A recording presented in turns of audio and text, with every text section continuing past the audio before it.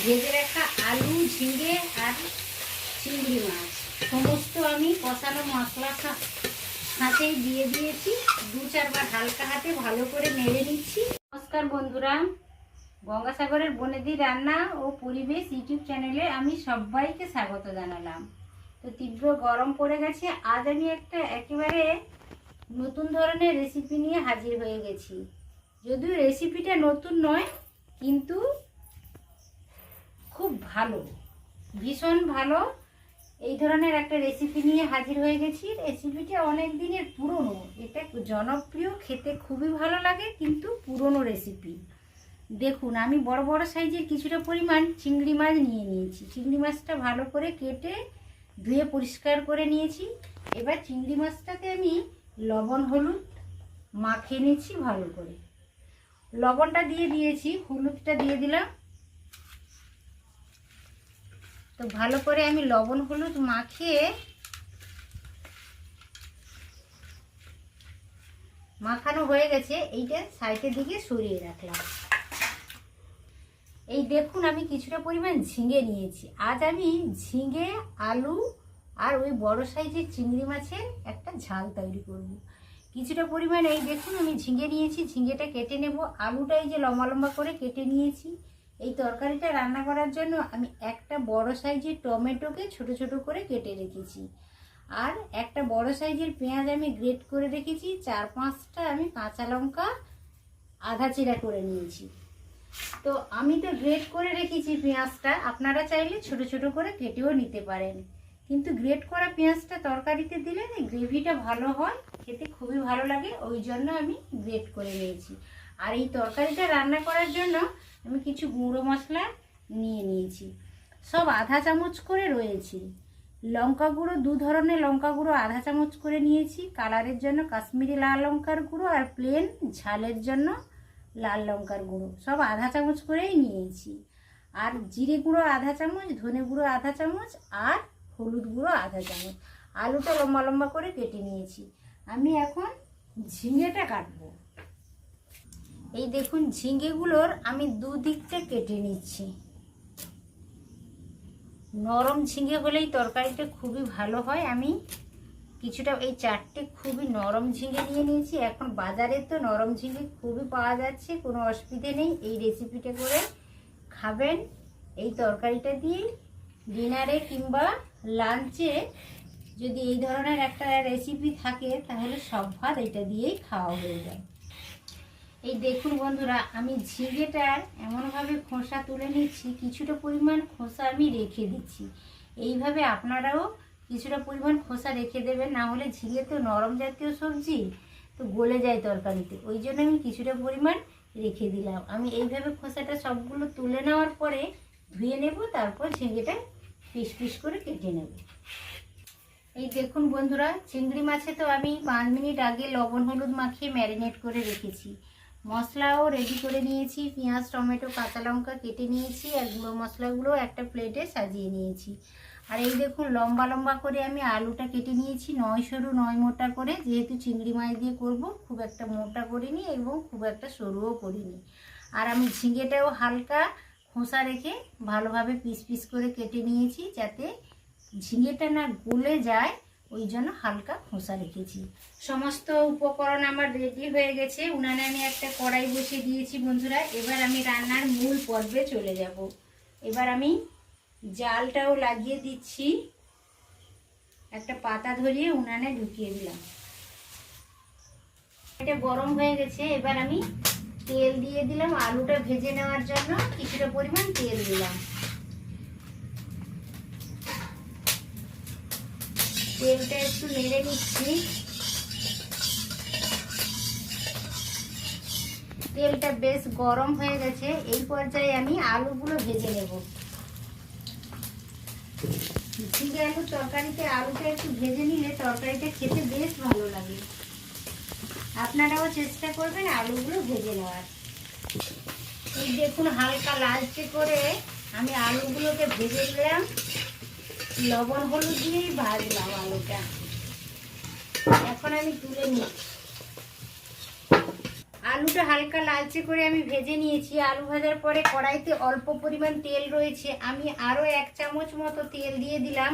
ওই তেলেই আমি ঝিঙেটা হালকা করে নেড়ে নেব।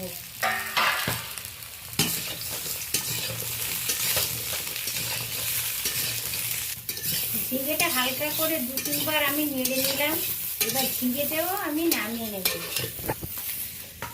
ঝিঙে আলু হালকা হালকা করে আমি ভেজে নিয়েছি। এরপর আমি কড়াইতে কিছুটা পরিমাণ তেল দিয়ে দিলাম। 1 চামচ মতো আমি চিংড়ি মাছটা ভেজে নেব। চিংড়ি মাছ বেশি ভাজার দরকার নেই, আমি অল্প কয়েকবার নেড়েই চিংড়ি মাছটা নামিয়ে নেব। চিংড়ি মাছ বেশি ভাজা হলে রাবারি হয়ে যায়, ওই জন্য চিংড়ি মাছটা একেবারে হালকা করে আমি ভেজে নেব। চিংড়ি মাছগুলো আমি হালকা করে বেশ ভেজে নিয়েছি, হালকা লালচে করে ভাজা হয়ে গেছে। এই পর্যায়ে আমি চিংড়ি মাছগুলোকে কড়াই থেকে তুলে নেব।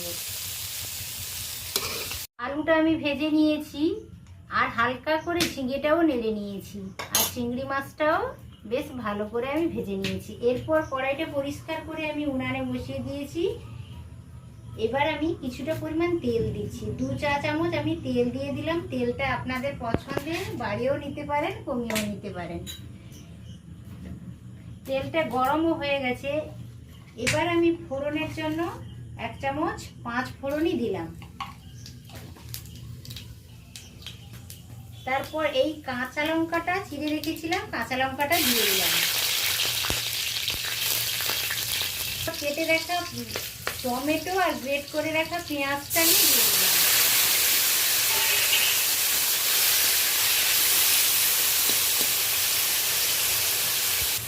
আমি আলুটা ভেজে নিয়েছিলাম হালকা লবণ দিয়ে, তারপর কিছুটা পরিমাণ আমি লবণ দিয়ে দিলাম।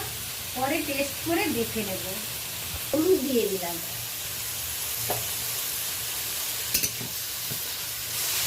উল্টে পাল্টে ভালো করে মিশিয়ে নিচ্ছি।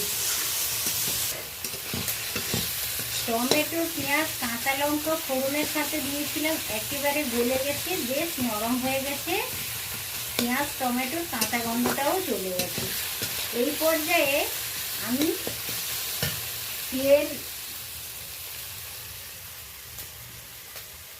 আদা বাটা, আধা চামচ আমি আদা বাটাটা দিয়ে দিলাম। এটা ভালো করে মিশিয়ে নেব। পেঁয়াজ টমেটোর সাথে আমি আদা বাটা দিয়েছিলাম। আদা বাটা দেওয়ার পরে আমি বেশ কয়েকবার ভালো করে নেড়ে নিয়েছি। তো একেবারে ভালোভাবে মশলাটা রেডি হয়ে গেছে। এই পর্যায়ে আমি অল্প জল গরম করে রেখেছিলাম, জলটা দিয়ে দিলাম। গুঁড়ো মশলাগুলো অ্যাড করবো যাতে বসে না যায় বা ধরে না যায়, ওই জন্য আমি অল্প জল দিয়ে দিলাম। জলটা আমি দিয়েছি গরম জল। এই গুঁড়ো মশলাগুলো 2 ধরনের, লঙ্কা গুঁড়ো, হলুদ গুঁড়ো, জিরে গুঁড়ো, ধনে গুঁড়ো অ্যাড করে দিলাম। এটা ভালো করে মিশিয়ে নেব।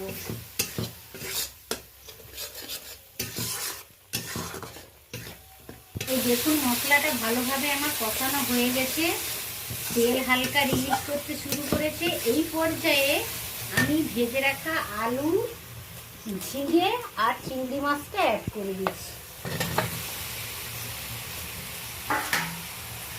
যেহেতু আমি চিংড়ি মাছ, আলু আর ঝিঙে ভালো করে কষিয়ে রেখেছি, আর বেশি কষাবো না, 2-1 বার হালকা হাতে নেড়ে নিচ্ছি। তারপর আমি জল গরম করে রেখেছি, জলটা অ্যাড করে দেব। ভেজে রাখা আলু, ঝিঙে আর চিংড়ি মাছ সমস্ত আমি কষানো মশলার সাথে দিয়ে দিয়েছি। 2-4 বার হালকা হাতে ভালো করে নেড়ে নিচ্ছি। বেশ কয়েকবার আমি চিংড়ি মাছ, ঝিঙে আর আলু আমি ভালো করে নেড়ে নিয়েছি। এবার আমি গরম জলটা অ্যাড করে দিলাম। আপনারাও গরম জল দেওয়ার চেষ্টা করবেন তরকারিতে, তাহলে তরকারিটা তাড়াতাড়ি হয়, টেস্টও ভালো আসে। তো ঝিঙেতে বেশি পরিমাণ জল দেওয়ার কোনো প্রয়োজন নেই, ঝিঙে একেবারে নরম জাতীয় সবজি। আলুটাও ভেজে রেখেছিলাম, তো আমি এইভাবে জলটা দিলাম। ঝিঙে ঝোলটা ফুটে গেছে ভালোভাবে, তো আমি মাঝখানে ঢাকনা চাপিয়ে দিয়েছিলাম। ঢাকনাটা খুলে ভালোভাবে নেড়ে নিচ্ছি একবার। দেখুন বেশ তরকারিটা অনেকটাই হয়ে গেছে। তো তো বন্ধুরা এইভাবে আপনারাও ট্রাই করে দেখবেন, আর ভিডিওটা স্কিপ না করে পুরোটা দেখার অনুরোধ থাকবে। তরকারিটা হালকাভাবে আমি নেড়ে নিলাম। এই দেখুন সব সবজিগুলো ভালোভাবে সিদ্ধ হয়ে গেছে, আর ঝিঙে তো নরম, ঝিঙেটাও ভালোভাবে সিদ্ধ হয়ে গেছে। তো এই পর্যায়ে তরকারিটা বেশ অনেকটাই হয়ে গেছে। এবার আমি তরকারিটা উনান থেকে নামিয়ে নেব। এই দেখুন বন্ধুরা, আমার চিংড়ি মাছ দিয়ে ঝিঙে ঝোলটা কমপ্লিট হয়ে গেছে। তো একটা প্লেটে আমি ঢেলেও নিয়েছি। দেখুন কতটা লোভনীয় হয়েছে। এটা তো অনেক পুরনো রেসিপি, কিন্তু খেতে খুবই ভালো লাগে। এটা সবসময় একবার খেলে সবসময় খেতে ইচ্ছে করে। তো বন্ধুরা এইভাবে ট্রাই করে দেখবেন। আশা করছি ভিডিওটা সকলেরই ভালো লেগেছে। ভিডিওটা যদি ভালো লেগে থাকে তাহলে আমার চ্যানেলকে অবশ্য সাবস্ক্রাইব করবেন, পরিচিতদের মধ্যে শেয়ার করবেন, আর ভিডিওটিতে একটা লাইক দেবেন। আজ তাহলে আসি বন্ধুরা, আবার দেখা হচ্ছে পরের অন্য কোনো ভিডিওতে অন্য কোনো রান্নার সাথে। তত সময় আপনারা সকলে সুস্থ থাকুন, ভালো থাকুন। নমস্কার।